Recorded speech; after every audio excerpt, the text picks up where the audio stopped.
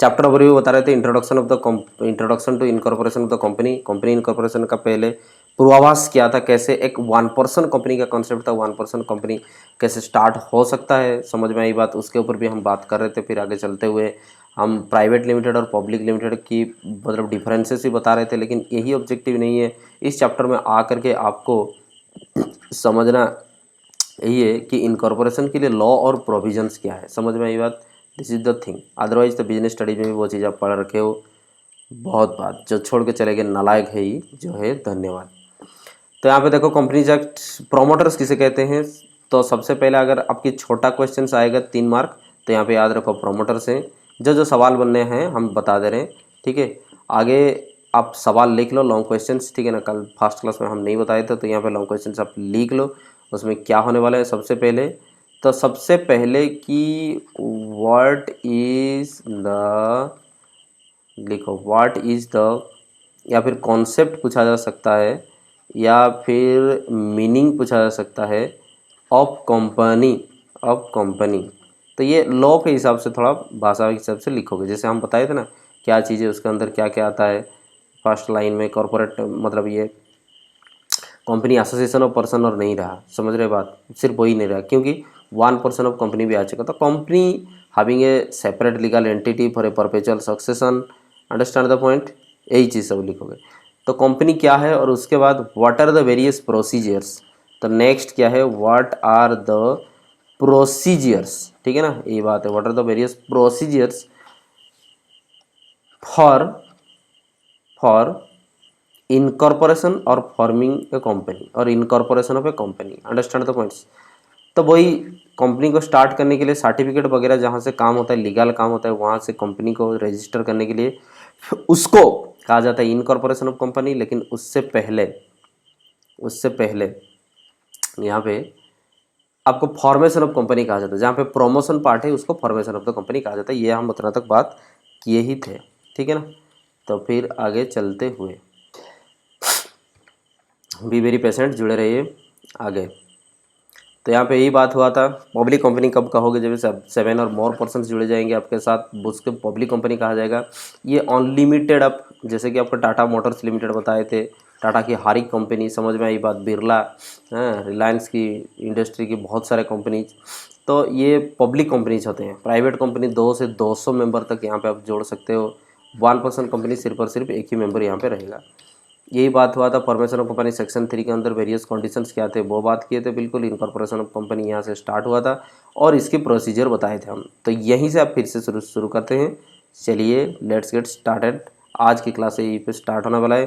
थोड़ा सा आप जुड़े रहिए, बिल्कुल नहीं समझोगे ऐसा लॉ पे कहीं पे भी बात नहीं है, ये डायरेक्ट लॉ ही है। दो तरफा बात करेंगे, लॉ की भी बात करेंगे, फिर हम आपको उसको समझाने की भी कोशिश करेंगे। बिल्कुल आप लोग समझ सकते ही हो, अंडरस्टैंड द पॉइंट्स। तो यहाँ पे देख लिया करो एक बार। फर्स्ट था स्टेप्स फॉर इनकॉर्पोरेशन। सबसे पहले तो आप ई एप्लीकेशन भर करके कंप्यूटर में, understand the points, E application भर करके आप रिजर्वेशन करोगे आपकी अपना नाम, समझ में आई बात। ये सबसे पहले आपकी हो गया पॉइंट।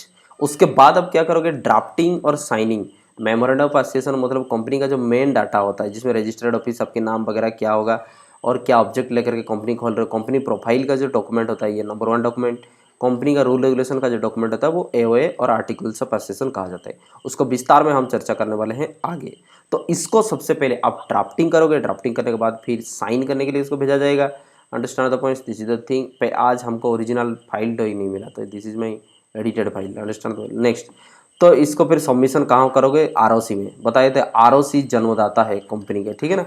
तो आरओसी जन्मदाता है, तो यहाँ पे जाकर के आपके डॉक्यूमेंट सारे के सारे यहाँ पे सबमिट कर देना है रजिस्टर ऑफ कंपनी में, ठीक है। तो ये सब कुछ ई फाइल्ड होने चाहिए, ई स्टैम्प्ड होने चाहिए। दैट मीन्स कि स्टैम्प भी होगा ऑनलाइन, ठीक है। स्टैम्प का मतलब आरओसी साइन मार दिया, यही होता है ना। आपको पहले पढ़ चुके हो, कंपनी आर्टिफिशियल पर्सन होता है, वो हर एक पेपर साइन भी मारता है और अपने नाम पे एसेट भी परचेज कर सकता है। तो कैसे करता है वो, मतलब कोई इंसान ही साइन मारते हैं, लेकिन कंपनी का स्टाम्प लगता है। तो अंडर ए कॉमन सील आज company can trade the various things like that, ROC भी ऑनलाइन स्टाम्प करवा देता है। फिर क्या होता है, जो नॉमिनेटेड डायरेक्टर रहेंगे ना, सबसे पहले डायरेक्टर जो रहेंगे, कंपनी बना नहीं है लेकिन सबसे पहले जो डायरेक्टर रहेंगे उनका लिखित कंसेंट हम लेकर के जाएंगे, समझ में आई बात। लिखित इस्ताहार, हम लेकर के आएंगे। उसके बाद क्या होगा, स्टैट्यूटरी डिक्लेरेशन और कॉम्प्लियंस, ये सब में साइन करना होगा आपको कि स्टैट्यूटरी डिक्लेरेशन और कॉम्प्लियंस क्या होता है, हम बता दे रहे हैं आपको। एक चार्टर्ड अकाउंटेंट और कंपनी सेक्रेटरीज हो गए, आप लोग को पता होगा, लॉयर हो गए, ये सब एक्सपर्ट टीम मिल करके यहाँ पे क्या करते हैं आप लोग को पता होगा, ठीक है ना। काफ़ी टाइम पावर जाने के बाद यहाँ पे पावर आ चुका है। तो ये जो इतना बड़ा टीम यहाँ पे रहा, ये क्या करते हैं, समझ में आई बात। ये कंपनी को रजिस्टर करने थे, मतलब रजिस्टर करवाने की ये ठेका ले रखे हैं, अंडरस्टैंड द पॉइंट्स। तो वही बात है, मान करके चलो कि कंपनी की यहाँ पे जो रजिस्टर हो रहा है तो कोई इलीगल काम ना हो जाए, समझ में आई बात, कोई इलीगल एक्टिविटी ना हो, इसलिए इसमें क्या किया जाता है, आपको स्टैट्यूटरी डिक्लेरेशन साइन करवाया जाता है अलॉन्ग विद द डायरेक्टर्स, ठीक है। ये बात हो गया एक। दूसरा क्या आता है, फिर फीस और amount of stamp duty electronically आपको पेमेंट करना होता है। फिर आगे बाद सर्टिफिकेट ऑफ इनकॉर्पोरेशन आपको मिल जाएगा जो कि आरओसी के द्वारा डिजिटली साइंड है। तो पूरा आप अपनी नाम रिजर्वेशन करने से लेकर के आपकी जो जन्म का पंजीका हो जाएगा, मतलब कि यहाँ पे जन्म पंजीकरण आप लोग सुने हो, birth registration, like this exactly online birth registration death registration हो रहा है, वैसे ही कंपनी का भी रजिस्ट्रेशन ऑनलाइन हो रहा है। तो इस वही सेम प्रोसीजर हो गया, ठीक है ना। फिर file declaration about the address of registered office, the registered office की जो एड्रेस रहा, understand the point, registered office की जो एड्रेस रहा उसकी डिटेल्स कागजात आपको फिर देना पड़ जाएगा, यही बात है। तो चलिए स्टार्ट। सबसे पहले तो फर्स्ट है इनकॉर्पोरेशन ऑफ कंपनी सेक्शन 7, ठीक है ना। Formation of company section 3, incorporation of company section 7। Just minute. तो इनकॉर्पोरेशन ऑफ कंपनी सेक्शन 7 के हिसाब से आता है, नोट यहाँ पे क्या लिखे हुए हैं। तो new requirement of submission of document that all the share holders, ये पुराने यहाँ इसका पॉइंट यहाँ पे आ गया है, ठीक है ना। स्टार्ट तो यहीं से होता है, कोई बात नहीं। क्या लिखा हुआ, requirement of submission of document that all the subscriber are paid the value of the share agreed, बिल्कुल ये तो देना ही है। तो स्टार्ट कीजिए। Incorporation of the company, number 1 filing of the document and information with the registrar. तो सबसे पहले रजिस्ट्रार में आप लोग डॉक्यूमेंट्स भरना पड़ेगा और जो जो इन्फॉर्मेशन चाहिए होगा आज पर द डिमांड आपको देना भी पड़ जाएगा। तो सबसे पहले रजिस्ट्रार 3 बार बोल चुके हैं, फिर भी बोल दे रहे हैं, ठीक है। तो रजिस्ट्रार ये जो कंपनी है, ठीक है ना, हर एक ओडिशा में उसको चैप्टर ऑफिस कहा जाता है, हर एक स्टेट में उसका, जो स्टेट में है नहीं है तो उसके ब्रांच ऑफिस होते हैं, ये आरओसी होते हैं। भुवनेश्वर भी उसका ब्रांच ऑफिस है, अंडरस्टैंड द पॉइंट, यही बात है। पहले से आरओसी मुंबई से ऑपरेट होते थे, आजकल दिल्ली से ऑपरेट हो रहे हैं, ठीक है ना, मेन अफेयर्स जो हैं। तो दिस इज़ द थिंग, ये आरओसी रहा। फिर जितने कंपनीज़ हैं, ठीक है ना, ये कंपनीज जो हैं सारे के सारे लाइसेंस इशू करवाएंगे आरओसी से। तो ये हो गया रजिस्ट्रार ऑफ कंपनीज, तो उसी को रजिस्ट्रार कहा जाता है, आरओसी, रजिस्ट्रार ऑफ कंपनीज। तो क्या क्या डॉक्यूमेंट देने पड़ जाएंगे सबसे पहले, ठीक है ना। जैसे आरबीआई है सारे बैंकों की जन्मदाता, वैसे ही रजिस्ट्रार ऑफ कंपनीज सारे कंपनी का जन्मदाता है। तो for the registration purpose company को ये सब डॉक्यूमेंट देने पड़ जाएंगे और इन्फॉर्मेशन जो भी चाहिए होता है, रजिस्ट्रार जो भी आपको मांगेगा, आपको कानूनी वो सारे के सारे फाइल्स आपको देने पड़ जाएंगे, अंडरस्टैंड द पॉइंट्स। तो यहाँ पे लिखा हुआ है जिस जगह में सिचुएटेड है आपकी ऑफिस, उसकी जुरिस्डिक्शन के हिसाब से, ठीक है ना। तो यहाँ पे आपको पता होगा ही, all the matter subject to Rourkela jurisdiction ऐसे लिखा होता है, आप लोग देखे हो कि नहीं, all the matter subject to Bhubaneswar और खोर्धा जुरिस्डिक्शन।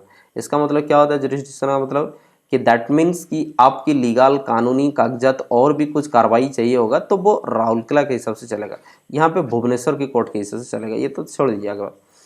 तो क्या क्या डॉक्यूमेंट्स चाहिए होता है, नंबर 1 लिखा हुआ द मेमोरेंडम ऑफ एसोसिएशन। तो मेमोरेंडम ऑफ एसोसिएशन सबसे पहले डॉक्यूमेंट याद रखो, ये जो मेमोरेंडम ऑफ एसोसिएशन ये पासपोर्ट होता है, ठीक है ना।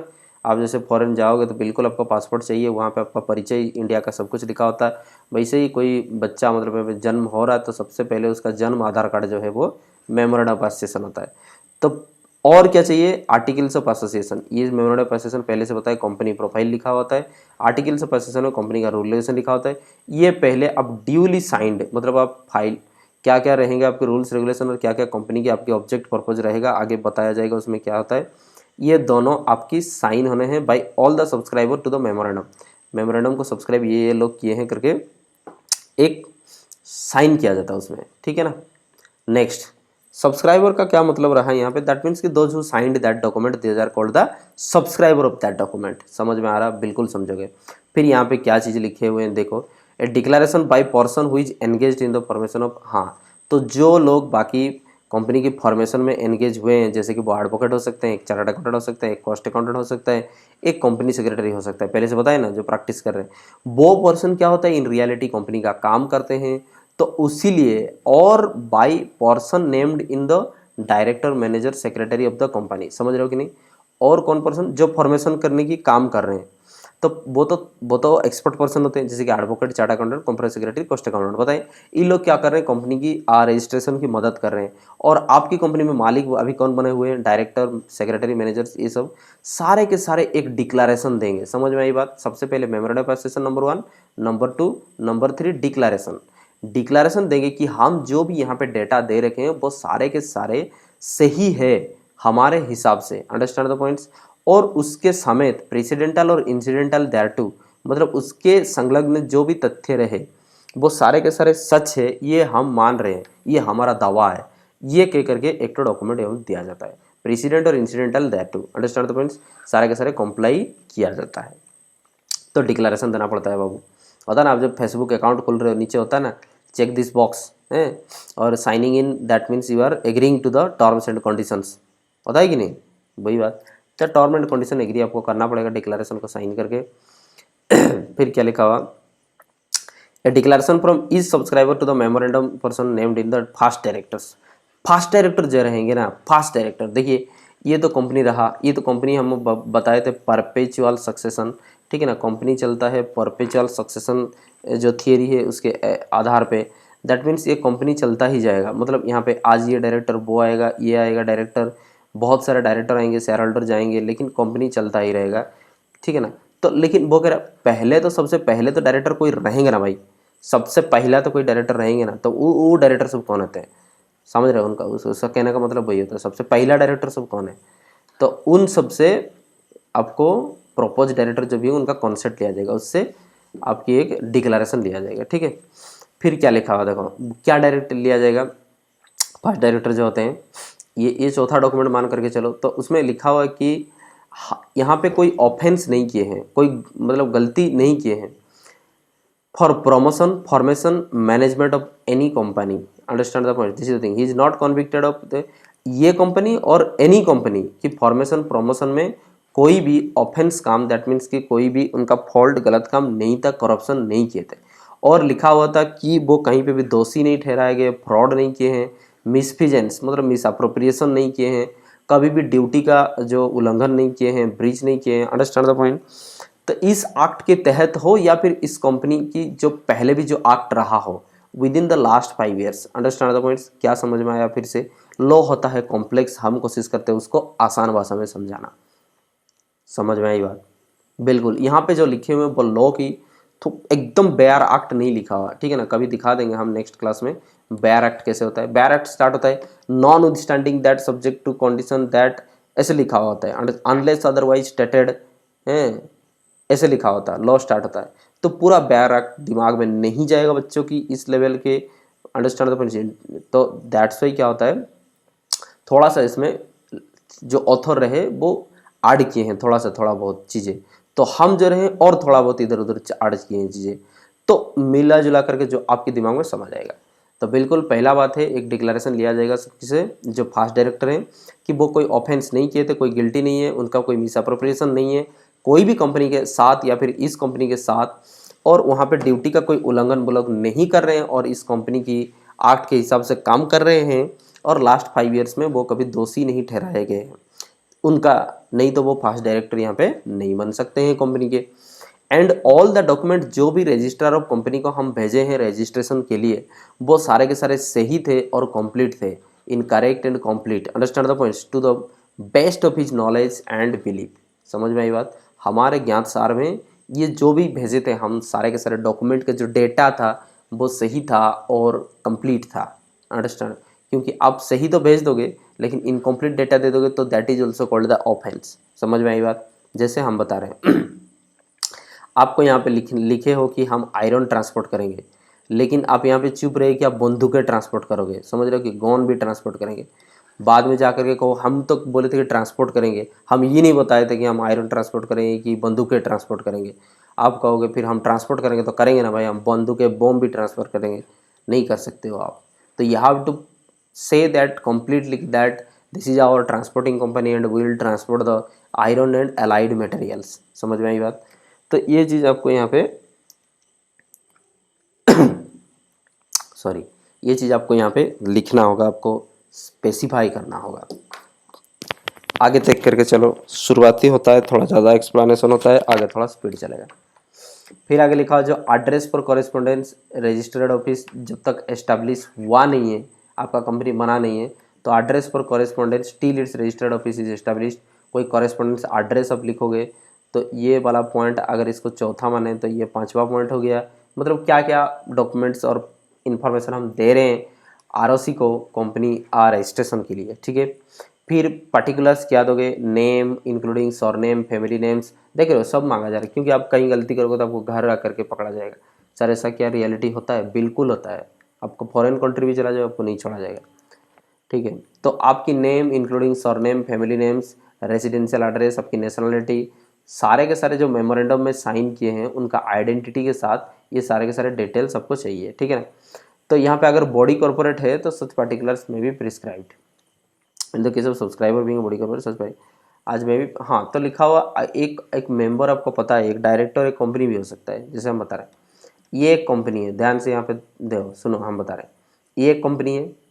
इस कंपनी में कौन कौन डायरेक्टर बन सकता है? एक इंसान डायरेक्टर बन सकता है, ये पर्सन। अनदर कंपनी और फार्म, समझ में आई बात, अनदर कंपनी और फार्म ये भी मेंबर बन सकता है यहाँ पे, बिकॉज ए कंपनी और form also the persons for what, for whom, from the law point of view, बताए थे हम पहले से भी पढ़ाए थे, from the law point of view, इतना तो आप बिजनेस स्टडीज में कभी पढ़ लिए हो, ठीक है ना। तो एक company can be the member of another company, ये एक इंसान माना जाता है और ये बिल्कुल हर एक कंपनी की ये मेंबर बन सकता है, समझ में आई बात। तो इस क्षेत्र में इसका जो भी डिटेल चाहिए, उसका कंपनी आइडेंटिफिकेशन नंबर होता है, सीन होता है, उसकी जो डिटेल चाहिए होता है वो दोगे।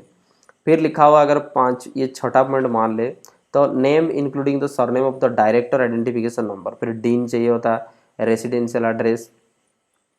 आपकी कोई कंपनी का डायरेक्टर बनना चाहते हो ना, आपको फिर अलग से आपका डॉक्यूमेंट भेज करके आरओसी से डीन लेना पड़ेगा, डायरेक्टर आइडेंटिफिकेशन नंबर। तो कंपनी का जो रोल नंबर होता है, आपके जैसे एग्जामिनेशन रोल नंबर है ना, तो कंपनी का जो रोल नंबर होता है उसको सीन कहा जाता है, याद रखो, कॉर्पोरेट आइडेंटिफिकेशन नंबर। और जो डायरेक्टर बनेगा उसका नंबर डीन कहा जाता है, डायरेक्टर्स आइडेंटिफिकेशन नंबर, ठीक है। जैसे आप लोग का पान कार्ड होता है ना, अब नौकरी करोगे थोड़ा थोड़ा और किसी के पास होगा भी पान कार्ड होता है, तो पर्सनल अकाउंट नंबर जो भी है, तो उस हिसाब से तो उसकी जो डायरेक्टर रहेगा उसका डीन चाहिए, रेसिडेंशियल एड्रेस चाहिए, nationality of the person mentioned in the articles of the first director, जो रहना चाहते हैं उनकी ये डॉक्यूमेंट चाहिए, और जो भी प्रूफ ऑफ आइडेंटिटी रहा और लॉ के हिसाब से जो भी प्रिस्क्राइब किया गया है। सातवां पॉइंट बने तो the particulars of the interest of the person mentioned in the articles of the first director of the company along with their consent to act the director। सातवां पॉइंट में उनका कंसेंट चाहिए, कंसेंट का मतलब होता है उनका ओपिनियन, व्यू, रिटन कंसेंट लिखते हैं ना कि वी आर एग्रीइंग दैट कि will do a particular thing, that is what called the consent. हम पूछ रहे हैं कि आप लोगों का कंसेंट है, 500 रुपया करके कलेक्शन होगा, इस बार आपकी फीस्ट होना है या फिर स्टडी टूर होना है, आप लोग बताओ, फीस्ट होना है, स्टडी टूर होना है, आप 500 रुपया करके क्या दोगे? That means here I am asking for the consent, आपकी मतलब ओपिनियन हम पूछ रहे हैं कि आप दोगे। तो उस तरह की डायरेक्टर्स की ओपिनियन मांगा जाता है, क्या आप फर्स्ट डायरेक्टर रहने के लिए तैयार हो? आप यहाँ पे लिख करके दो, लिखित, हमको नहीं चाहिए भाषण। तो आगे पे लिखा, फिर उसके बाद चलते क्या हो जाएगा, ये फर्स्ट पॉइंट में इतना सब था, ठीक है। ये पहला स्टेप में ये इन्फॉर्मेशन आपको देना पड़ेगा। फिर जैसे ही ये इन्फॉर्मेशन देते हो, दूसरा पॉइंट क्या बढ़ेगा कि आपको सर्टिफिकेट ऑफ इनकॉर्पोरेशन और रजिस्ट्रेशन मिल जाएगा ऑन रजिस्ट्रेशन। तो सर्टिफिकेट ऑफ इनकॉर्पोरेशन इसको याद रखो, ठीक है ना, थ्योरी में बिल्कुल लिखना है, ठीक है। तो पहला क्वेश्चन हम जैसे बताए, पहला क्वेश्चन क्या आना है, तो कंपनी टर्मिनोलॉजी को समझाओ। फिर यहाँ पे आपको पहला क्वेश्चन के मतलब आएंगे, what are the procedures and documents filed for incorporation of the company, बताए थे। डॉक्यूमेंट्स और procedure filed for incorporation of the company. साथ ही साथ नोट करते रहो।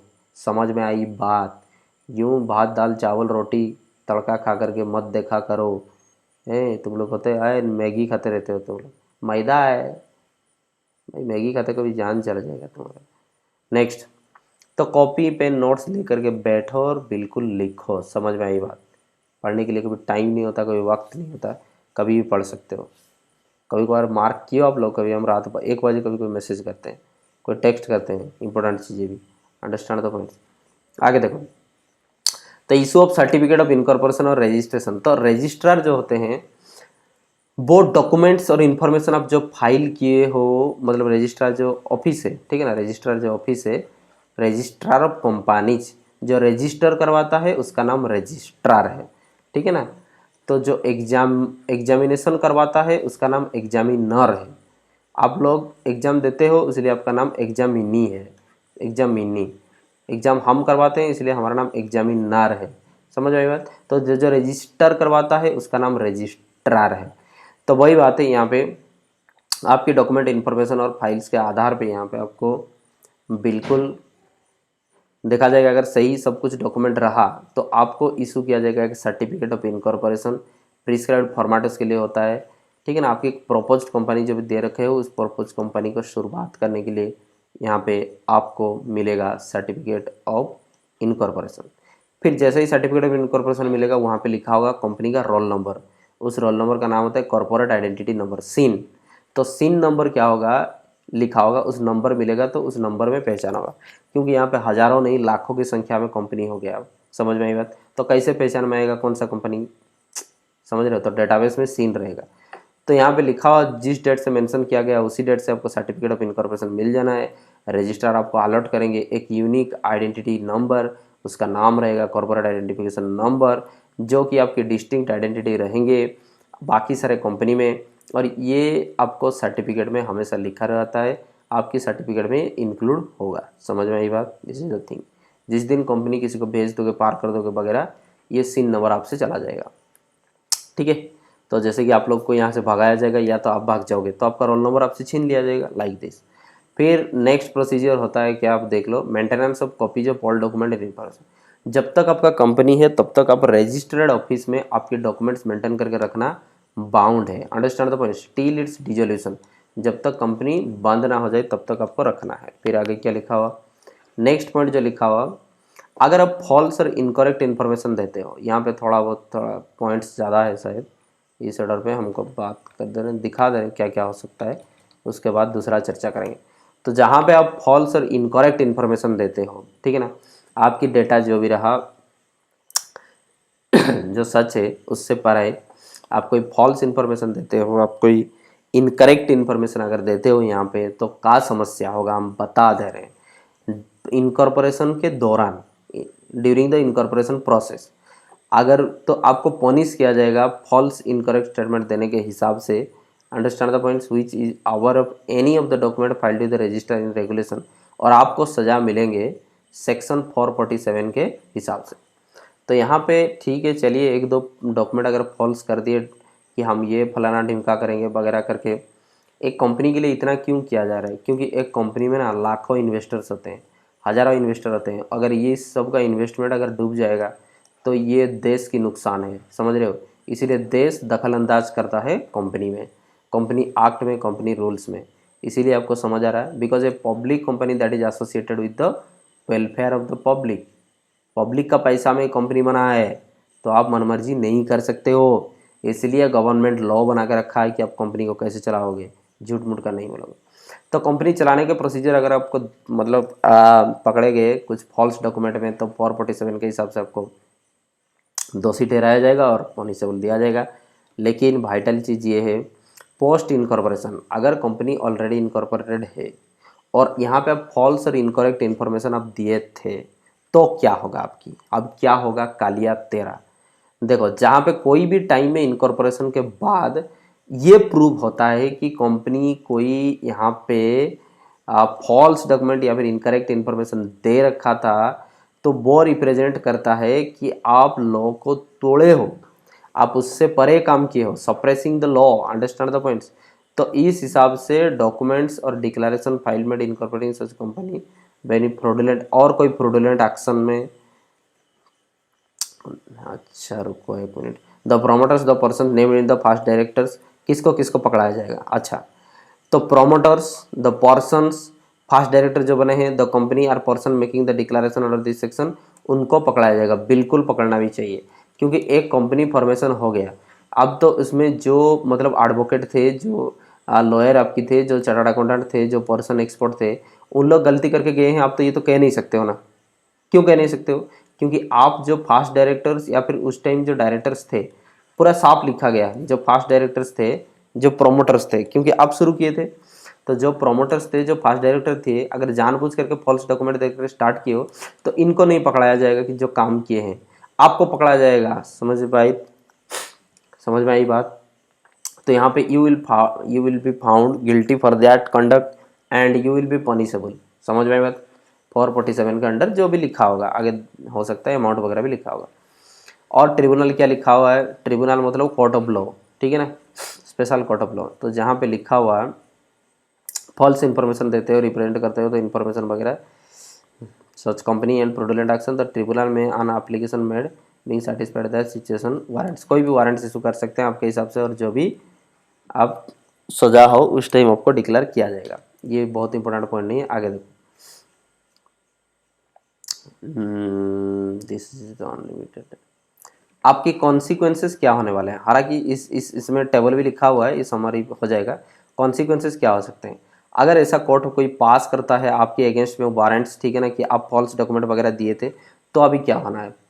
तो जो भी ऑर्डर्स में आज may be they think fit understand the regulation of the mandate of the company includes changes, आपकी हो सकता है कंपनी इसे मेमोरेंडम और आर्टिकल्स की चेंजेस हो, पब्लिक इंटरेस्ट और in the interest of the company and its members, और आपकी कंपनी का चेंजेस जो जो भी लाना है, मेमोरेंडम्स में चेंजेस हो सकता है, आर्टिकल्स में चेंजेस हो सकता है, रूल्स रेगुलेशन में चेंजेस हो सकता है, ये एक बात। दूसरा, आपकी लाइबिलिटी जो है अनलिमिटेड हो सकता है, क्योंकि आप गलत काम कर किए हो, इसलिए कंपनी का जो सबसे बड़ा फीचर होता है लिमिटेड लाइबिलिटी, ये आप खो बैठोगे। तो कंपनी का जो लिमिटेड लाइबिलिटी फीचर होता है ये आप खो बैठोगे और आपकी लिमिटेड लाइबिलिटी बन जाएगा यहाँ से अनलिमिटेड। यही सबसे बड़ा दिक्कत हो जाएगा। तो इसीलिए इतना बड़ा पनिशमेंट दिया जाएगा कि अगर कंपनी कल सुबह जा करके डूबता है और क्रेडिटर का पैसा ना चुकता होता है, तो फिर बाबू जितना भी पैसा देना चाहिए तो होता क्रेडिटर्स को, आप सारे के सारे पैसा आप दोगे, मतलब दोगे। तो आपकी लाइबिलिटी यहाँ पे बन जाता है unlimited. So you will assume the unlimited liability. बहुत खतरा है, समझ में आई बात? और क्या हो सकता है, direct removal of the name of the company, आपकी कंपनी की नाम रजिस्टर से हट जाएगा, रजिस्ट्रार के नाम से हट जाएगा। नाम हट जाएगा क्या मतलब होता है, एक बार आपकी लाइसेंस कैंसिल हो जाएगा, अगर आप प्रूव कर सकते हो बहुत दिनों के बाद कोर्ट में कि आप सही थे, तो फिर आपको वापस कर दिया जाएगा और आपकी कंपनी हमेशा हमेशा के लिए बंद हो जाएगा। अरे भाई समझ रहे हो, गलत का पेपर देने से हमेशा के लिए बंद हो सकता है, और कोई भी एक ऑर्डर जो कि लॉ और जज फिट समझे। तो यहाँ पे क्या होता है, अगर कोई भी आप यहाँ पे मिसकंडक्ट करते हो या फिर डॉक्यूमेंटेशन फॉल्सीफाई करते हो, फॉल्स डॉक्यूमेंट देते हो, तो आपकी कोर्ट ऑफ लॉ ये ऑर्डर दे सकता है, या तो आपको कहेगा नाम हटा दो रजिस्टर में, या तो आपकी कंपनी बंद करवा देगा, या तो आपकी जो लिमिटेड लाइबिलिटी होता है, समझ में आई बात, पार्टनरशिप, अब आप पढ़े हो ना, प्रोप्राइटरशिप जो होता है या फिर पार्टनरशिप, जो ये सारे व्यापार में क्या होता है आपको पता है, लाइबिलिटी जो है वो अनलिमिटेड होता है, लाइबिलिटी जो है अनलिमिटेड। तो अनलिमिटेड लाइबिलिटी मीन्स कल सुबह अगर व्यापार में आपका बहुत कर्जा हो गया तो आपका घर जायदाद सब कुछ बेचना पड़ेगा ये वापसी करने के लिए। लेकिन कंपनी में उतना बड़ा बढ़िया चीज़ है कि वो लिमिटेड लाइबिलिटी होता है, लेकिन गलत काम करोगे अनलिमिटेड लाइबिलिटी हो जाएगा। तो अनलिमिटेड लाइबिलिटी हो जाएगा तो आप घर जायदाद बेच करके फिर वापस आकर के पैसा देना पड़ जाएगा, यही समस्या हो जाएगा। फिर क्या होता है, आपकी मेमोरेंडम और आर्टिकल्स को चेंज कर दिया जाएगा जो सही करने के लिए, और एनी अदर ऑर्डर जो भी दे सकता है कोर्ट ऑफ लॉ, आप बिल्कुल जल जाओगे। फिर आगे क्या लिखा हुआ देखो, अच्छा, provided that the making any order responsible for the being hard, आपको सफिशिएंट टाइम दिया जाएगा कि आपके मैटर के ऊपर चर्चा करने के लिए। तो फॉल्स डॉक्यूमेंट के ऊपर इतना सारा, देखिए यहाँ पे डिटेल लॉ है, तो डिटेल लॉ आपको यहाँ पे आगे तक नहीं चाहिए, ये इतना तक आप लिख देते तो this is very much sufficient. आगे जो नहीं चाहिए होगा हम बिल्कुल यहाँ पे नहीं बताएंगे, ठीक है ना। फाइन और पेनल्टीज के ऊपर इतना प्रोविजन से वो सब नहीं चाहिए होता। क्या चाहिए होता हम बता देंगे। चलिए 1% कंपनी अभी स्टार्ट हो गया। तो यहाँ पे बाकी सब पब्लिक कंपनी प्राइवेट कंपनी के ऊपर चर्चा कर रहे थे, जो डॉक्यूमेंट देंगे वगैरह जो भी है। तो यहाँ पे 1% कंपनी के बारे में थोड़ा चर्चा करते हैं आज। This is the new concept, बहुत एक्सपेक्ट है कि ये सवाल आपको आना है, ठीक है ना। ये न्यू कॉन्सेप्ट है क्या, OPC 1% कंपनी, समझ में तो मतलब 1 मैन आर्मी। अरे बाप रे, सुने हो ना नहीं, 1 मैन आर्मी है। चाइनीज वाइनीज मूवी देखे हो ना नहीं, जो 10,000 लोग को मार गिरा देता है कुंफू वाला, वैसे। तो this is the 1 man army. अरे कल से थोड़ा मेरा तबीयत खराब चल रहा है भाई, क्या करो, तो थोड़ा समस्या हो गया जिंदगी में। देखो तो 1% company that means a single person can form a company, understand the point. तो this is the new concept, just 5 साल कुछ हुआ है ऐसा, मतलब सक्सेसफुली चलते हुए। लो तो आया था, मतलब 7-8 साल हो गया, 5 साल से पूरा सक्सेसफुली चल रहा है। तो यही बात है, न्यू कॉन्सेप्ट है। तो 1% कंपनी, एक पर्सन एक कंपनी बना सकता है, ठीक है। क्योंकि यहाँ पे चलिए आगे देखते हैं तो क्या क्या होता है। तो यहाँ पे नंबर 1 पॉइंट की एक ही मेंबर रहेगा इस कंपनी में, और ये प्राइवेट कंपनी इन नेचर, ठीक है ना। तो पब्लिक कंपनी किसे कहते हैं, जिस कंपनी का जो शेयर वगैरह होता है वो ट्रेड होता है कहाँ पे, पब्लिक पे ट्रेड होता है, तो उसका पब्लिक कंपनी कहा जाता है कि नहीं, सही बात कर रहे हैं हम। लेकिन यहाँ पे क्या होता है कि वो तो एक ही बंदा है इस कंपनी में, तो अपना ही व्यापार अपना ही करेगा, अपना ही पैसा लगाएगा, अपना ही डुबाएगा व्यापार को। तो ये this is a private company, समझ में आई बात। तो 1% जो कंपनी होता है वो प्राइवेट कंपनी के अंदर ही आता है। हालांकि अब प्राइवेट लिमिटेड कंपनी जहाँ पे कहते हो वो 2 और मोर पर्सन से स्टार्ट होता है, समझ में आई बात, वो अलग चीज़ है। ये this is like a private company. 1% company को क्यों बढ़ावा दिया गया, ऐसा क्यों है, एक ही पर्सन एक कंपनी है, दुकान बाजार तो कर ही रहा था भाई भाई, तो काय पर्सन किया गया, वो लास्ट में समझ में आएगा। यहाँ पे एंटरप्रीनियरशिप को और कॉर्पोरेटाइजेशन को बढ़ावा देने के लिए, समझ में आई बात। Who is called entrepreneur, a person who initiate A business by taking the high risk, he will be the soul authority and he will assume all the responsibility, उसको एंटरप्रीनियर कहा जाता है। तो इस कंट्री में एंटरप्रीनियरशिप को development करने के लिए और कॉर्पोरेटाइजेशन ऑफ बिजनेस को, हर एक छोटा छोटा व्यापार को हम कॉर्पोरेट में कन्वर्ट कर देंगे। तो कंपनी, अब देखिए सरकार को टैक्स मिलेगा, बढ़िया टैक्स मिलेगा, बहुत अच्छी बात है। ये लोन ले पाएगा बैंक से, तो बैंकों को ब्याज मिलेगा, बहुत सारा मतलब फैसिलिटी होता है, ठीक है ना। और लॉ और रेगुलेशन के हिसाब से चलेगा। आप सोल प्रोप्राइटरशिप बिजनेस चलाते हो तो आपके लिए कोई रूल्स नहीं है, ये कंपनी में आ जाएगा तो उसके लिए रूल्स है, तो सरकार भी यहाँ पे खुश है और आप भी खुश हो, ठीक है। फिर क्या लिखा हुआ, procedural requirement and simplification through exemption. तो यहाँ पे 1% कंपनी जो है वो बिल्कुल प्राइवेट कंपनी, प्राइवेट लिमिटेड और पब्लिक लिमिटेड कंपनी से छूट थोड़ा है, थोड़ा हल्का रूल से। और क्या है, इसका सेपरेट लीगल आइडेंटिटी है, बस सबसे बढ़िया बात है। तो 1% कंपनी जो अभी बना है, 1% का कंपनी जो है, इस कंपनी का भी सेपरेट आइडेंटिटी है फ्रॉम इट्स ओनर्स, समझ में आई बात। इसकी ऑनर से, ऑनर की परे ये कंपनी की एक सेपरेट आइडेंटिटी है, यही बात हो गया। लेकिन सोल प्रोप्राइटरशिप, सोल प्रोप्राइटरशिप व्यापार सुने हो, पान की दुकान या फिर गुपचुप का ठेला। तो सोल प्रोप्राइटरशिप का जो बिजनेस है, अंडरस्टैंड, मतलब आप कपड़ा का दुकान है, आप एक ओनर हो, आप लोग तो बहुत रख सकते हो ना, ओनर लेकिन एक हो, ठीक है ना। आप याद रखो, आपकी दुकान और आप में सेपरेट आइडेंटिटी नहीं है, sound understand the point. Separate identity नहीं है तो क्या बात हुआ ना, उस दुकान का जो लोन और आपकी कर्जा, इसका खाता, आपकी खाता अलग आप नहीं बता सकते हो। That means you will responsible for all the liabilities of your shop. तो यहाँ पे सेपरेट लीगल एंटिटी होता है, दैट मीन्स उसका जो बिजनेस है वो सेपरेट है, और यहाँ पे उसकी ऑनर है वो सेपरेट है। तो क्या होता है, लिमिटेड लाइबिलिटी। अरे वाह, एक ही पर्सन हो, यहाँ पे देखो एक ही पर्सन हो, आपकी कंपनी है और लिमिटेड लाइबिलिटी है, तो फिर मौज है। Up to a certain limit आपकी लाइबिलिटी हो जाएंगे, समझ में आई बात। तो मानो होल्डिंग आप जितना डिफाइन किए हो 1 लाख, तो 1 लाख की आप पेमेंट कर चुके हो वगैरह, बाकी सब कुछ कंपनी लोग के हिसाब से चल रहे हो, तो आपकी लाइबिलिटी लिमिट है। कम से कम क्या होगा, कल सुबह अगर बंद हो जाएगा कंपनी, सॉरी, तो कंपनी अगर बंद हो जाएगा तो आपकी घर, जायदाद, ज़मीन ये नहीं बेचे जाएंगे कंपनी को लोन चुकता करने के लिए। तो यहाँ पे बहुत बात कर लिए OPC के ऊपर, धीरे धीरे अभी आगे बढ़ेंगे आगे। चलिए, तो 1% कंपनी के हिसाब से देखो क्या होगा। तो law with respect to formation of company क्या हमको बताता है, तो OPC को लेकर के क्या क्या लॉ है। सबसे पहले लिखा हुआ ओपीसी का जो मेमोरेंडम रहेगा वहाँ पे नॉमिनी होना बहुत ज़रूरी है। तो आपकी मेमोरेंडम मतलब जो प्रोफाइल होता है, बिजनेस का प्रोफाइल डॉक्यूमेंट, सबसे पहला डॉक्यूमेंट, तो वहाँ पे आप नॉमिनी बिल्कुल दोगे। क्यों ना, इस बिजनेस को चलाने के लिए अगर एक ही बंदा है, ये बंदा मर जाता है तो फिर बिजनेस का क्या, समझ में आई बात, बिजनेस का क्या। दैट्स यहाँ पे क्या होना, नॉमिनी आपको देना पड़ेगा। जो कि सब्सक्राइबर की डेथ हो जाता है, कोई समस्या होता है, फिर इनकैपेसिटी हो जाता है, आपको इनकैपेसिटी का सर्टिफिकेट देना पड़ेगा, समझ रहे हो। मान लो आपको कैंसर हो गया वगैरह, आप बेड में हो, बेड रेस्ट हो गया, लाइफ टाइम पैरालिसिस हो गया, या फिर तो आपके हाथ पैर चले गए, तो फिर कोई भी क्षेत्र में अगर कोई समस्या होता है इसकी, तो उसको चलाने के लिए फिर नॉमिनी चाहिए होता है, ठीक है। ये कॉन्ट्रैक्ट के हिसाब से आएंगे और उसके बाद ही कंपनी का मेंबर बन जाएंगे, तो नॉमिनी बहुत ज़रूरी है। फिर जो दी अदर पर्सन लिखा होता है लॉ में, दैट मीन्स तो नॉमिनी रहे, उसका नाम मेमोरेंडम में लिखा होगा, उसकी कॉन्सेंट हम ले करके रखेंगे। दैट मीन्स कि आप अगर चले जाओगे तो और कौन, तो यहाँ पे मान लो कि ये मिस्टर सरोज, तो ये मिस्टर सरोज जो है इसका कॉन्सेंट हम लिखित करके रखेंगे कि अगर ये तुरंत चला जाएगा तो ये वहाँ का मालिक बनेगा। क्यों चाहिए होता नॉमिनी, एक हर एक मतलब तुरंत चाहिए होता, क्यों नॉमिनी, क्योंकि इस कंपनी ने जो कर्जा ले रखा होगा वो कौन चुकता करेगा, इसीलिए उसको नॉमिनी बनाया जाएगा, ठीक है। हाँ, तो प्रॉफिट भी जो होगा उसको मिलेगा ना, सब कुछ मिलेगा, तो वही बात।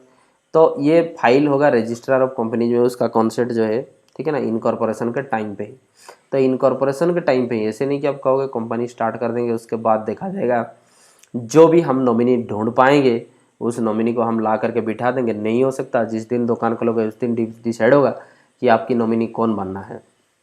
बिल्कुल समझ आ रहा है, ठीक है, यही बात है।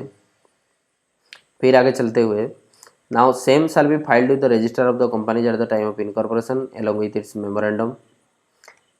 फिर एसोसिएशन एंड, यहाँ पे क्या लिखा हो एक बार देख लो, association and articles of association, आपके आर्टिकल्स ऑफ एसोसिएशन यहाँ पे आप लिखोगे, दोगे। फिर सच अदर पर्सन में given the right of withdraw his consent, लेकिन क्या होगा, जो नॉमिनी है ना उसको उसकी राइट है कि वो कभी भी अपना कंसेंट विड्रॉ कर सकता है।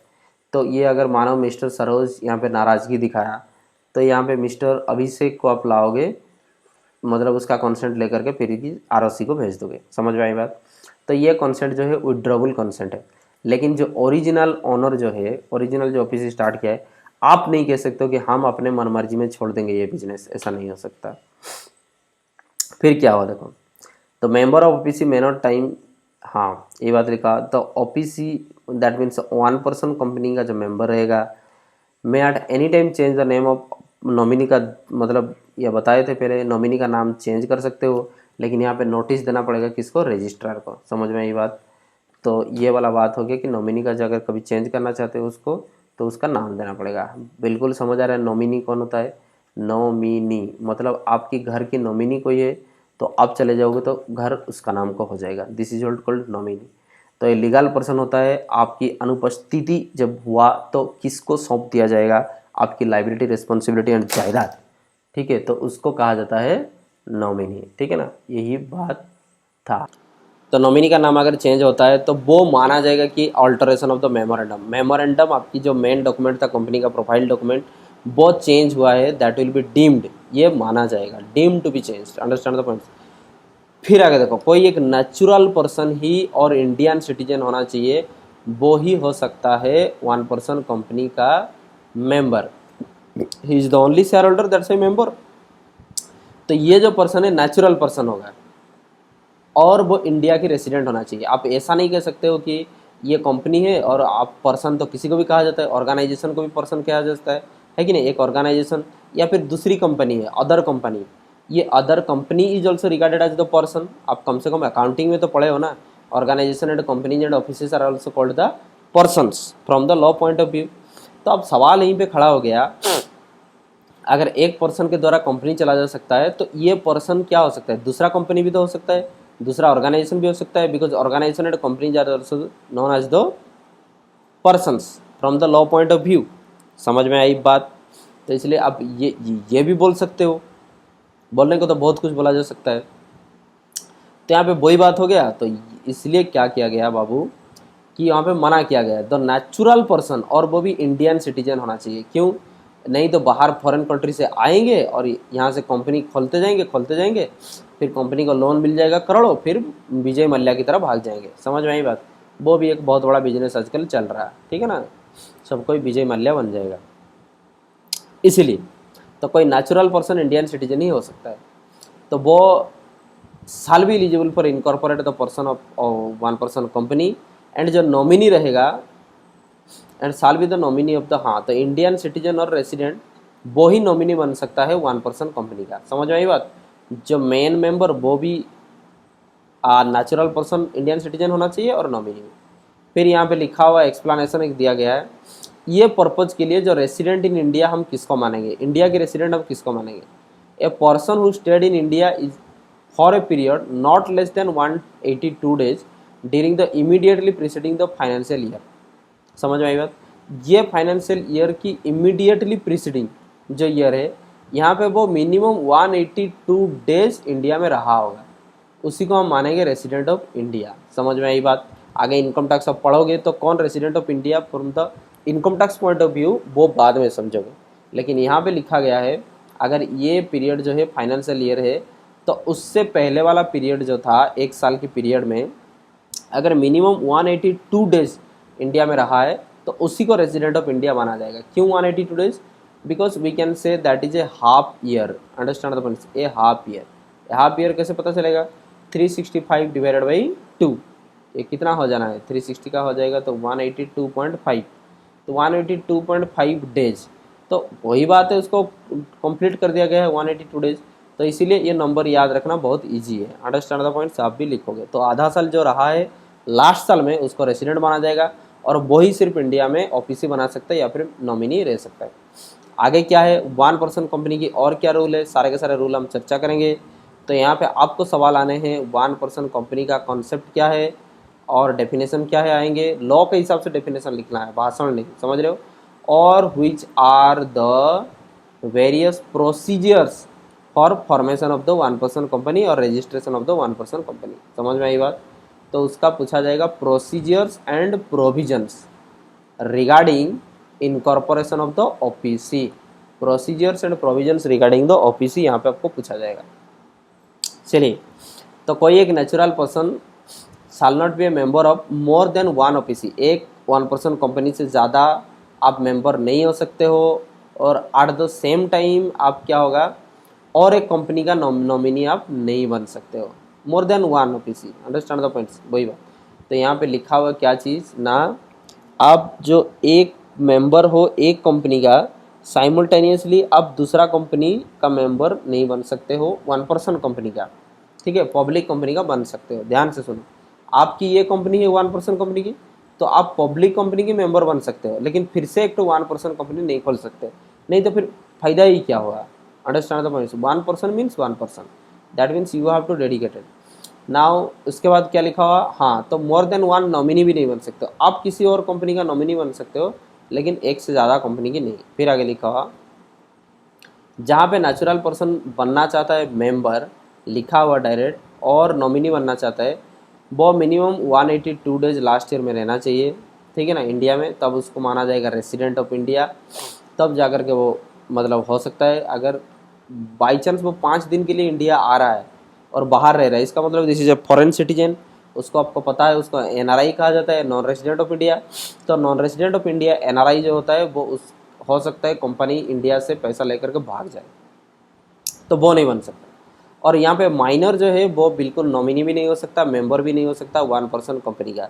समझ में आ रहा है? जो माइनर है दैट मीन्स कि 18 साल के जो नीचे है जिसका एज, बिल्कुल यहाँ से उसको अलाउड ही नहीं है कि कोई कंपनी बनाने के लिए, क्योंकि इसके पास जिम्मेदारी नहीं दिया सकता कानूनी, और उसको सूझबूझ है नहीं, ऐसा माना जाता है इंडिया में, ठीक है। इंडिया क्या पूरा वर्ल्ड में 18 साल के नीचे किसी कोई लीगल काम आप कर नहीं सकते। फिर आगे लिखा हुआ है एक कंपनी इनकॉर्पोरेट नहीं हो सकता है, a company can not be incorporate converted into a company under 8 of the act. तो 8 सेक्शन में क्या लिखा हुआ, सेक्शन 8 में कंपनी क्या होता है, उसको सेक्शन 8 कंपनी कहा जाता है। सेक्शन 8 में चैरिटेबल ट्रस्ट होते हैं, नॉन प्रॉफिट ऑर्गेनाइजेशंस होते हैं। तो नॉन प्रॉफिट ऑर्गेनाइजेशन या फिर चैरिटेबल ऑर्गेनाइजेशन में ये कभी भी कन्वर्ट नहीं हो सकता है। क्यों? आप व्यापार किए थे, प्रॉफिट के लिए आप नॉन प्रॉफिट ऑर्गेनाइजेशन में धीरे धीरे कन्वर्ट करने की कोशिश करोगे, नहीं होगा। Understand the points. Though it may be converted to, just a minute. तो नेक्स्ट फिर क्या होगा, लिखा हुआ दो it may be converted to, हाँ तो प्राइवेट कंपनी और प्राइवेट और पब्लिक कंपनी में कन्वर्ट हो सकता है। तो एक तो बढ़िया बात है कि 1% कंपनी प्राइवेट कंपनी और पब्लिक कंपनी को कन्वर्ट हो सकता है, लेकिन प्रोसीजर फॉलो करना होगा 6 और 7 of chapter 2। Understand the points. ये किताबी चैप्टर की लॉ की चैप्टर कहाँ है जो एक ही बात है, आगे आगे चैप्टर 2 है भी। तो रूल 6 और 7 के तहत आप ये यहाँ पे बिल्कुल कन्वर्ट हो सकता है। समझ में आई बात, यही बात।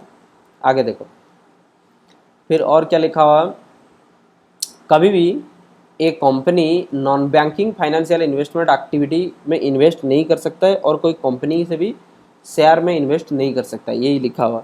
दैट मीन्स कि 1% कंपनी जो है रिस्क बहुत ज़्यादा नहीं होना चाहिए, इसीलिए ये क्या होगा, NBFC में कभी इन्वेस्टमेंट नहीं कर सकता। नॉन बैंकिंग फाइनेंशियल कॉरपोरेशन, आप सुने हो, नॉन बैंकिंग फाइनेंशियल कॉरपोरेशन में ये कभी इन्वेस्टमेंट नहीं कर सकता। इसको मनी लॉन्ड्रिंग माना जाएगा, क्योंकि आप बैंकिंग कंपनी में इन्वेस्टमेंट कर रहे हो, इतना पैसा आपके पास है और ये काम कर रहे हो, तो 1% कंपनी के हिसाब से क्यों रजिस्टर करवा रहे थे। समझ में आई बात, उसमें रिस्क बहुत बढ़ जाता है, इसीलिए आप यहाँ पे इन्वेस्ट नहीं कर सकता और बाकी कोई कंपनी से भी इन्वेस्टमेंट नहीं कर सकता। नहीं तो क्या होगा, अपना पैसा तुम कहीं पे इन्वेस्टमेंट ही कर रहे हो। आगे देखो 1% कंपनी वॉलंटरीली कोई भी कंपनी में आप कन्वर्ट नहीं हो सकते हो, अनलेस आपको 2 इयर्स एक्सपायर होना चाहिए अब डेट ऑफ इनकॉर्पोरेशन से। तो जिस दिन आप इनकॉर्पोरेशन हुआ उस दिन से अगर 2 इयर्स आप कंप्लीट किए हो तब जाकर के आप अप्लाई कर सकते हो, वॉलंटरीली नहीं कर सकते हो। तब अप्लाई करोगे ROC को कि हम कन्वर्ट होना चाहते हैं, या तो प्राइवेट कंपनी में या तो पब्लिक कंपनी में आप होना चाहते हो ट्रांसफ़र, ये आप लिखोगे। Understand the points. एक्सेप्ट हुआ तो फिर एक बात हुआ कि 6 महीना पार होना चाहिए। दूसरा एक्सेप्ट हुआ तो paid up share capital is increase beyond 50 lakh. तो आपका पेड अप कैपिटल जो है वो पेड अप कैपिटल भी 50 लाख से ऊपर होना चाहिए। समझ में आई बात, तब जा करके आप कर सकते हो, ये लिखा हुआ। पेड अप कैपिटल 50 लाख, फिर आपकी टर्नओवर होना है 2 करोड़ रुपीज़। तो इतना बड़ा कंपनी, तो 3 चीज़ें हैं यहाँ पे। नंबर 1 2 इयर्स लाप्स होना चाहिए। नंबर 2 50 लाख की आपके पास कैपिटल इकट्ठा होना चाहिए। नंबर 3 2 करोड़ की आपकी सेल्स हो चुका होगा पास्ट ईयर में। तब क्या करोगे आप, जो सिंगल बंदा वाला कंपनी था 1% कंपनी OPC, ये कंपनी को अप्लाई कर सकते हो प्राइवेट कंपनी या फिर पब्लिक कंपनी में कन्वर्ट होने के लिए। देखिए चीज़ें बहुत आसान है, आप सुनते रहोगे समझ जाओगे, थोड़ा स्मार्टली सोचोगे स्मार्टली समझोगे। Understand the points. लॉ की भाषा है उसको कन्वर्ट करके हम आपकी देसी भाषा में समझाने की कोशिश करेंगे। तो वही एग्जाम्पल दिया हुआ है, क्या एग्जाम्पल थोड़ा देख लेते हैं। इसमें लिखा हुआ राजेश एक कंपनी शुरू किया, जो 1% कंपनी था, कहानी लिखा हुआ है हम पढ़ लेते हैं। तो राजेश नाम की कोई व्यक्ति था, वो 1% कंपनी स्टार्ट किया। उसकी वाइफ जो रहे रूपाली, उसकी नॉमिनी थी, ठीक है। फिर लास्ट 2 साल से wife Rupali suffering from the terminal of illness, ये मतलब इलनेस से सफ़र हो रहे हैं उनके वाइफ, तो वो नॉमिनी थे। बताए थे ना हमको, ये कंपनी और नॉमिनी होना बहुत जरूरी है। तो उनका नॉमिनी उनका वाइफ थे, ठीक है ना, जनरली होता है वो ये। आप जब बैंक अकाउंट खोलोगे आप देखोगे नॉमिनी मांगा जाएगा, दैट मीन्स कि आपके पैसा अगर आप चले जाओगे तो किसको मिलेगा। तो ये कंपनी के वाइफ नॉमिनी थे, उनको बीमार हो रहा है, तो बहुत हार्ड केस निकल गया, इसलिए वो चाहते हैं कि नॉमिनी चेंज करवाए। तो वो एक अपना एक विश्वासी और एक्सपीरियंस्ड, ठीक है ना, ये एक ट्रस्टेड और एक्सपीरियंस दोस्त था जो रामनिवास करके, वो मेंबर बन सकते हैं। या फिर जो राजेश था उनका बेटा, राजेश का जो बेटा रक्षक, ये हैं, लेकिन हुई 17 ईयर्स ऑफ एज, जो कि 17 साल है। तो यहाँ पे उनकी बीवी तो नहीं काम किए, मतलब कर पाएंगे। तो राजेश और उनका बेटा जो है, बेटा 17 साल की है, इन दोनों में से किसी को नॉमिनी बना जाएगा। तो यहाँ पे लिखा हुआ इस केस में Rajesh can appoint his friend Ramniwas, Ramniwas उसका दोस्त है, रामनिवास दोस्त थे, तो उनको किया जा सकता है nominee is OPC and not रक्षक, बिकॉज रक्षक इज ए माइनर। तो यहाँ पे अगर आप ढूंढ रहे हो तो ये रामनिवास जो दोस्त रहे, जो मेजर है, ठीक है ना, एज में जो मेजर हैं उसको आप ले सकते हो, लेकिन माइनर पर्सन को आप नहीं ले सकते हो। समझ में आई बात। तो यही लिखा। और क्या लिखा, एग्जाम्पल 2। एग्जाम्पल क्या होता है कि आपकी कॉन्सेप्ट को क्लियर करता है। इसको केस स्टडी भी कहा जाता है, ठीक है ना।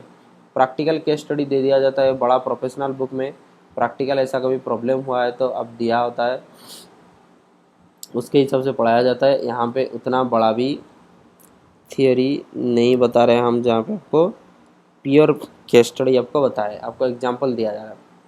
तो यहाँ पे लिखा हुआ है आभा एक कंपनी बनाते हैं, 1% कंपनी, ठीक है ना। कब बनाते हैं? 15 अक्टूबर 2017 को। तो उसकी हस्बैंड अखिल जो है नॉमिनी थे, ठीक है, नॉमिनी भी हैं इस कंपनी में, ठीक है। तो एंड 10 लाख आज ऑथराइज कैपिटल बना लिए हैं, paid up share capital and paid up share capital. In the month of April 2018 he got in touch, एक फॉरेनर के साथ उनका कॉन्टैक्ट हुआ और उनको बहुत भारी मात्रा में एक्सपोर्ट ऑर्डर मिलेगा बाई मई 2018। तो ये अक्टूबर 2017 है, मई 2018 मतलब और एक साल के अंदर है, ठीक है ना। जब फाइनल डिलीवरी आप दिसंबर 2018 तक होने हैं, मतलब एक साल यहाँ पे हुआ है। तो क्या हो रहा है, फॉरेन कंपनी से कुछ ऑफर आया है इस 1% कंपनी को, समझ में आई बात, कि आपको बहुत बड़ा डिलीवरी मिलना है, ठीक है।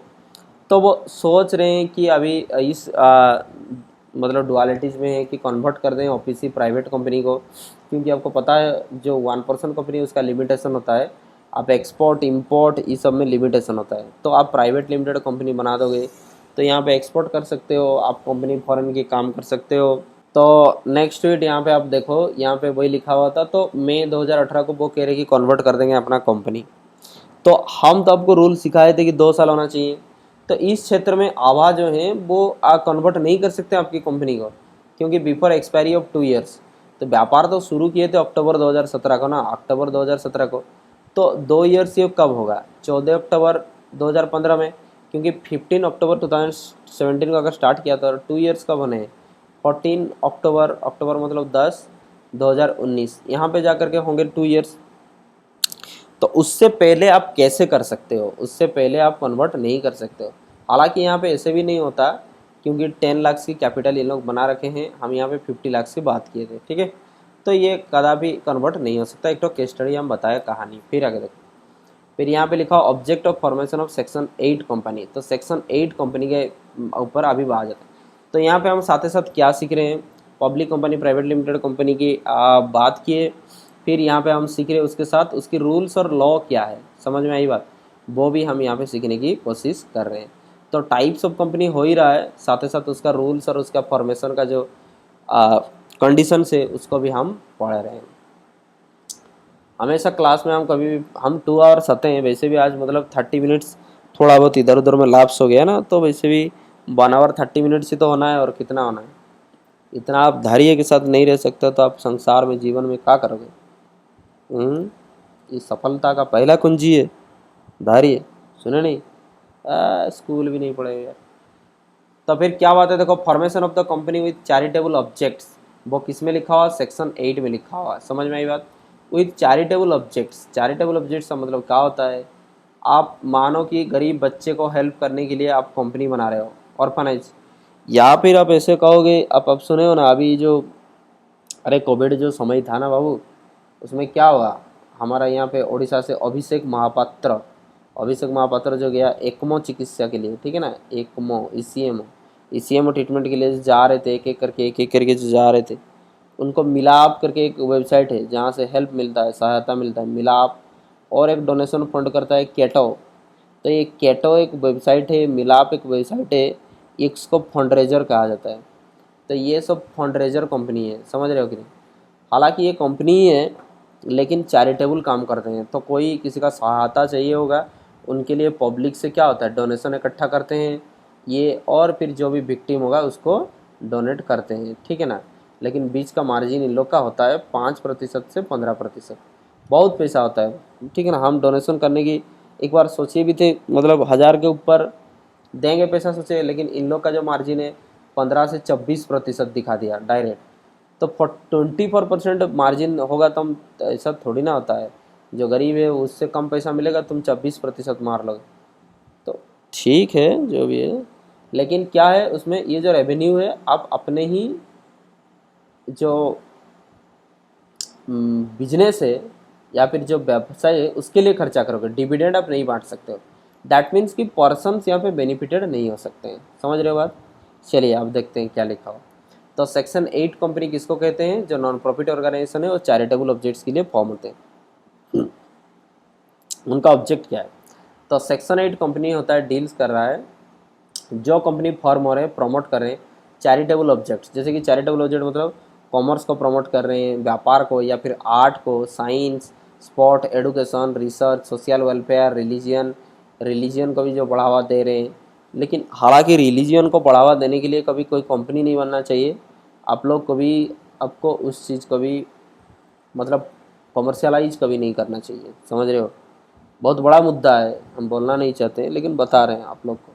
कभी रिलीजियन को प्रमोट करने के लिए कमर्शियलाइज व्यापार मत करो, ठीक है? आगे देखो। तो चैरिटी, यहाँ पे चैरिटी को बढ़ाने के लिए दान जो दिया जाता है। Protection of environment, global environment को बचाने के लिए, अगर ऐसा कोई महत्व काम आप करना चाहते हो तो उसके लिए कंपनी बना सकते हो। लेकिन ये कंपनी का जो प्रॉफिट है, अब इस कंपनी के ऑब्जेक्ट के लिए ही खर्चा होगा। दैट मीन्स कि मानो प्रोटेक्शन ऑफ द एनवायरनमेंट, तो कंजर्वेशन ऑफ द फॉरेस्ट, या फिर हार्वेस्टिंग ऑफ द, सॉरी, जो फॉरेस्ट रिजर्वेशन के लिए आप, या फिर वाइल्ड लाइफ रिजर्वेशन के लिए आप खर्चा करना चाहते हो तो कर सकते हो। पेमेंट ऑफ डिविडेंड आप नहीं कर सकते हो। तो इस कंपनी का जो प्रॉफिट होगा वो उस कंपनी में दोबारा लगेगा, उस ऑर्गेनाइजेशन में दोबारा लगेगा, मेंबर्स की वेलफेयर के लिए या तो सोसाइटी की वेलफेयर के लिए। आप खुद घर लेकर के डिविडेंड नहीं जा सकते हो। ये क्लॉज बनाया गया। क्यों? अगर ये नहीं किया जाता तो लोग क्या होता कि देश सेवा के नाम पे अपना पॉकेट भर रहे होते। समझ रहे हो बात? इसीलिए साफ मना किया है कि आप डिविडेंड नहीं दे सकते हो ये ऑर्गेनाइजेशन, अदरवाइज दिखा जाएगा कि ग्लोबल प्रोटेक्शन हम कर रहे हैं वगैरह फलाना कर रहे हैं, लेकिन अपना पेट भर देंगे। तो सेक्शन 8 कंपनी में कुल मिला के बात क्या है, ये ऑब्जेक्ट क्या हो सकता है? Commerce, science, education, art, sports, research, charity, social welfare, religion, protection of environment. ये स्पेसिफाई किया गया है। 1 2 3 4 5 6 7 8 9 10, तो 10 ऑब्जेक्टिव स्पेसिफाई किया गया है। लेकिन एट्सेट्रा लाइक दिस, तो वो डिसाइड करेगा कि कौन डिसाइड करेगा? आरओसी। आप कोई ऑब्जेक्ट लिख करके दो, वो सेक्शन 8 में, सेक्शन 8 कंपनी में आएगा कि नहीं, वो आरओसी डिसाइड करेगा। तो ये कुछ है ऑब्जेक्ट, इसको लेकर के आप सेक्शन 8 कंपनी बना सकते हो। अगर प्रॉफिट कुछ होता है तो वो प्रमोशन के लिए यूज होगा, किसकी? कंपनी की। ऑब्जेक्ट के लिए डिविडेंड नहीं बांट सकते हो। समझ में आई बात? तो घर पैसा लेकर के जाने का स्वप्न मत देखा करो। सेक्शन 8 कंपनी बढ़िया हो गया, उसके ऊपर नोट आएगा व्हाट इज सेक्शन 8 कंपनी। ये 3 मार्क्स की क्वेश्चन आएगा, ठीक है ना? तो यहाँ पे रेडी हो जाओ। आगे, formation of company with charitable purpose. अच्छा, और क्या क्या है? तो सेंट्रल गवर्नमेंट के पास पावर क्या है, एक बार देख लो, हम बता दें। तो यहाँ पे बहुत ज़्यादा फाइन पेनल्टी इतना तक आपको तो नहीं ज़रूरत है। मेन चीज़ें जो होगा वो हम बता दे रहे हैं। Formation of company charitable purpose, exception क्या है, इफेक्ट ऑफ रजिस्ट्रेशन, ठीक है? तो जितना जो जो मेन पॉइंट होगा वो बता दे रहे हैं, क्योंकि नहीं तो ऐसा करके ख़त्म कभी होगा नहीं। सेंट्रल गवर्नमेंट के पावर मतलब है इशू करने के लिए लाइसेंस, ये कंपनी वालों को, कोई भी एक पर्सन और एसोसिएशन ऑफ पर्सन्स जो ये कंपनी बना रहे हैं, वो आप कंपनी के पीछे लिमिटेड या फिर प्राइवेट लिमिटेड वर्ड नहीं लगाओगे। समझ रहे हो बात? क्यों नहीं लगाओगे? क्योंकि आप हो सकता है कोई ट्रस्ट बनाओगे या फिर कोई टेम्पल बनाओगे, ठीक है ना, राम मंदिर बनाओगे, कोई टेम्पल बना रहे हो, तो अगर उसके पीछे प्राइवेट लिमिटेड और लिमिटेड के शब्द लग जाएगा तो वो तो कमर्शियल हो जाएगा। समझ में आई बात? It sounds like the commercial thing, तो people may feel conservative to donate you. तो इसीलिए क्या हुआ, ये जो बनेगा, मान लो यहाँ पे कोई होता, कोई टेम्पल हो या फिर कोई एसोसिएशन, कोई रिलीजियन एसोसिएशन होता, या फिर डेली मार्केट बता रहे हैं एक तो चीज़, राउरकेला की मार्केट वेलफेयर, ठीक है ना, तो मार्केट वेलफेयर सोसाइटी एक नाम दे दिए। तो उसको चाहते हो आप कंपनी के हिसाब से फॉर्म करोगे, लेकिन उसके पीछे लिमिटेड और प्राइवेट लिमिटेड नहीं लगेगा, क्योंकि ये चैरिटेबल ऑर्गेनाइजेशन है, उसके पीछे ये शब्द लगने से कमर्शियल लग जाएगा इसके नाम में। ये एग्जेम्पशन आपको मिल रहा है। और क्या मिलेगा आपको? register shall application such person and association of person as a company under this section इसको एक पर्सन माना जाएगा, ठीक है ना।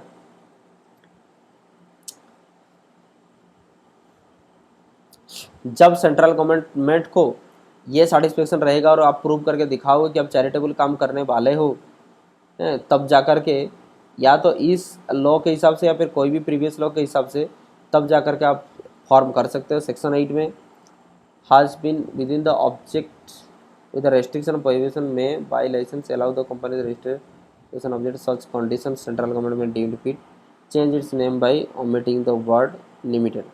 अगर अच्छा ठीक है, और द केस में भी the word private limited is name the shall on application in the prescribed form register of the company under the selection of the provision section।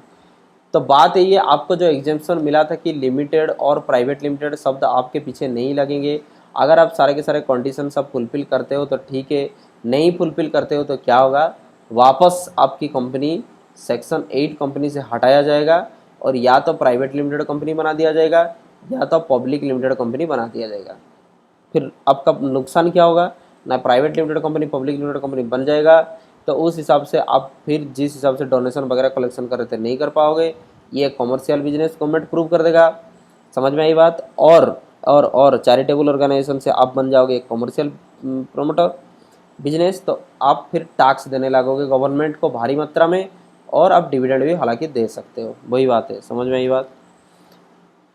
तो लिमिटेड कंपनी का प्रिविलेजेस क्या क्या होता है, क्या क्या बेनिफिट्स इसका होता है, ठीक है ना। आप जैसे ही रजिस्ट्रेशन कर देते हो कि आप एक चैरिटेबल कंपनी हो, तो आपको क्या होगा, सेम प्रिविलेजेस कंपनी का मिलेगा।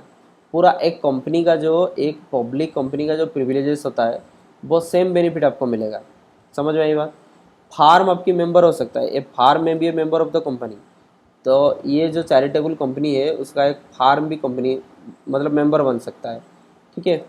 और क्या चीज़ लिखा हुआ है, ऑल्टरेशन ऑफ मेमोरेंडम आर्टिकल। एक कंपनी जो सेक्शन 8 के हिसाब से रजिस्टर हुआ है ये आप ऑल्टर नहीं कर सकते हो मेमोरेंडम और articles except the previous approval of the prior approval of central government, क्योंकि इसके ऊपर लोगों की आस्था है, भरोसा है, इसलिए आप तुरंत अल्टरनेटिव आर्टिकल्स ऑफ एसोसिएशन या फिर मेमोरेंडम ऑफ एसोसिएशन ये सब को ऑल्टर आप नहीं कर सकते हो, सेंट्रल गवर्नमेंट की परमिशन लेना होगा। सीजी कोई भी कानून आता है इंडिया में वो सेंट्रल गवर्नमेंट बनाता है ज़्यादातर की। समझ में आई बात।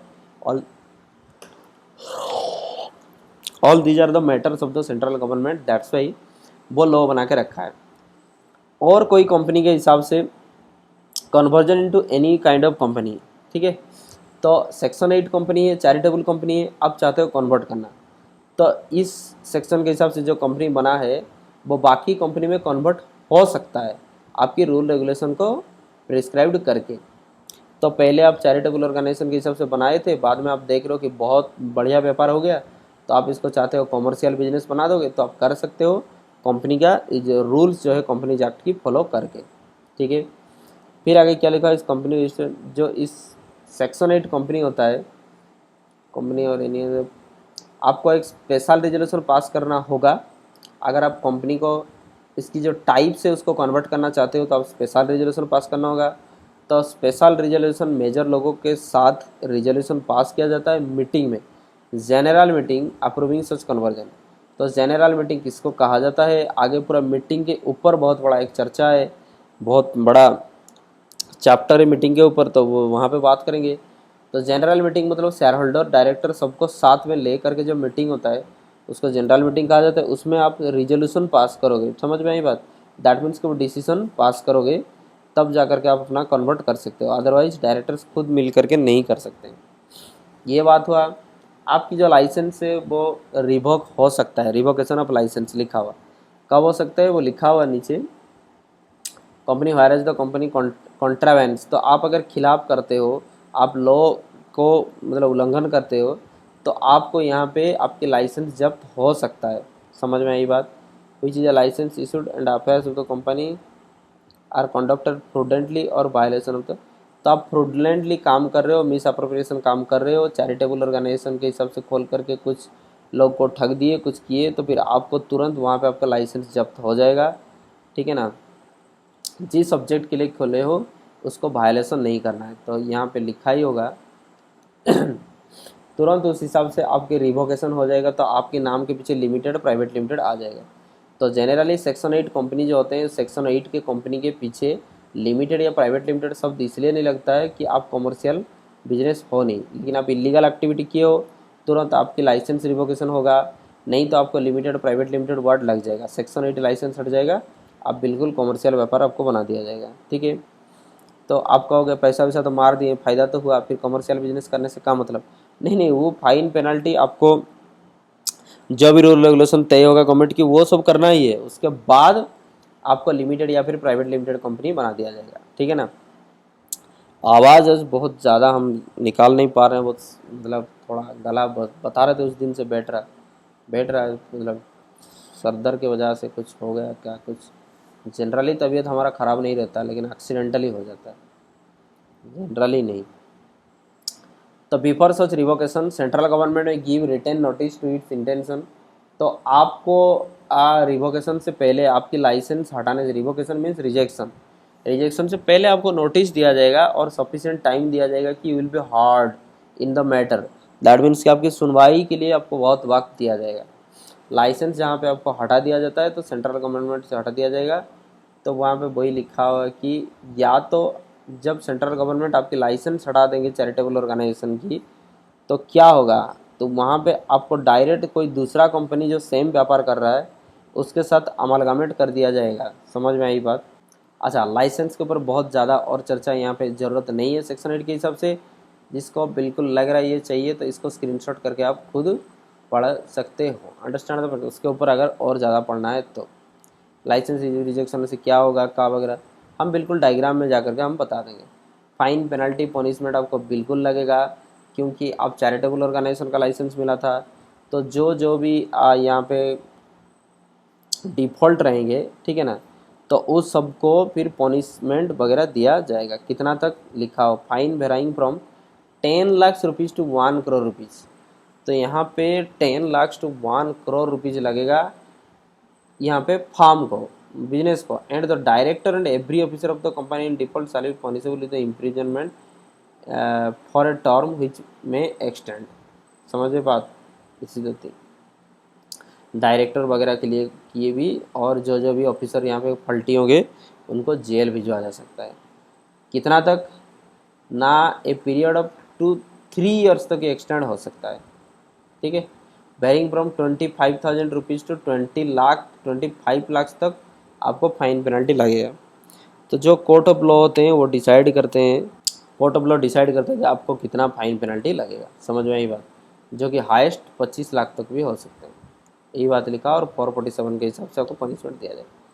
तो देखो, अगर सेक्शन 8 कंपनी को आप कॉन्ट्रावेन करते हो आपकी रूल रेगुलेशन, तो कॉन्ट्रावेंशन होता है, दैट मीन्स कि आप खिलाफी करते हो तो लाइसेंस हटाया जाएगा। जब आपकी लाइसेंस रिवोक हो जाएगा तो आपकी कंपनी को कन्वर्ट कर दिया जाएगा या तो लिमिटेड कंपनी में या तो प्राइवेट लिमिटेड कंपनी में। समझ में आई बात। और वाइंडिंग अप आपकी कंपनी अगर होता है, कंपनी पूरा जब्त हो जाता है, बंद हो जाएगा। समझ में आई बात। तो क्या होगा, जो सरप्लस होगा वो सिमिलर कंपनी को ट्रांसफ़र हो जाएगा। सिमिलर कंपनी को ट्रांसफ़र हो जाएगा, दैट मीन्स जो चैरिटेबल ऑर्गेनाइजेशंस हैं और भी उनको फंडिंग कर दिया जाएगा। या तो आपको insolvency and bankruptcy fund act है, ठीक है ना, मेंटेन हो रहा है एक स्टैट्यूटरी फंड, तो इंसॉल्वेंसी एंड बैंकरप्सी फंड में भेज दिया जाएगा। या तो गवर्नमेंट डिसाइड करेगा अमालगामेट विद सिमिलर कंपनी, क्योंकि आपका जो कंपनी था वो फॉल्टी निकला, वो दोषी निकला, तो फिर क्या होगा, जो बाकी कंपनी रहे सिमिलर कंपनी उनको ये बेनिफिट दिया जाएगा।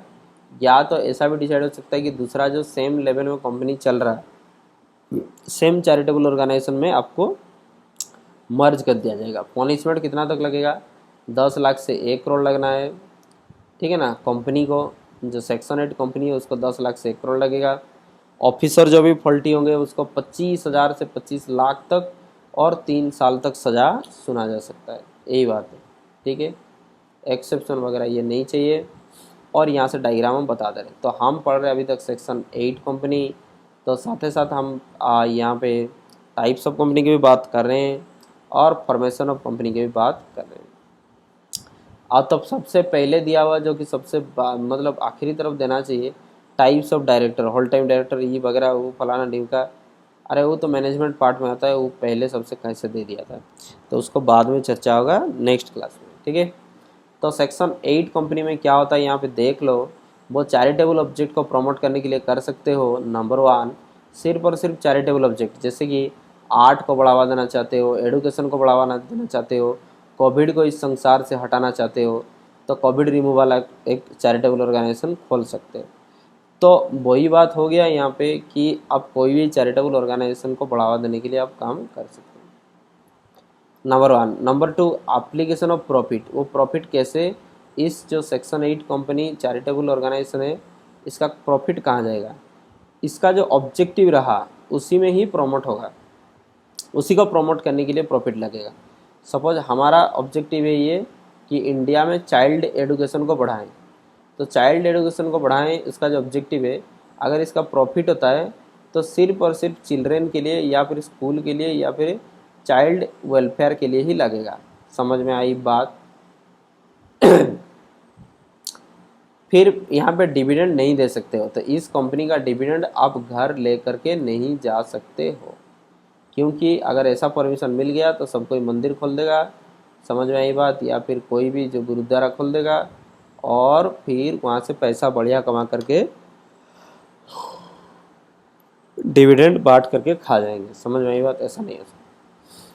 तो अगर type of company limited liability है, इन लोग का लिमिटेड लाइबिलिटी है, बहुत बढ़िया है। देखो चैरिटेबल ऑर्गेनाइजेशन जो खोले हैं उनको लिमिटेड लाइबिलिटी है, जितना तक आपको देना है दे दोगे इसका जो मेंबर हो, लेकिन वो आपकी लिमिटेड लाइबिलिटी है without addition of limited and private limited. तो एलटीडी या फिर पीवीटी एलटीडी आपके नाम के पीछे नहीं लगेगा। तो जितना बड़ा कंपनी होगा आप सोचोगे वहाँ पे एलटीडी और पीवीटी एलटीडी नहीं लगा हुआ है, लेकिन ध्यान से याद रखो वो भी आपको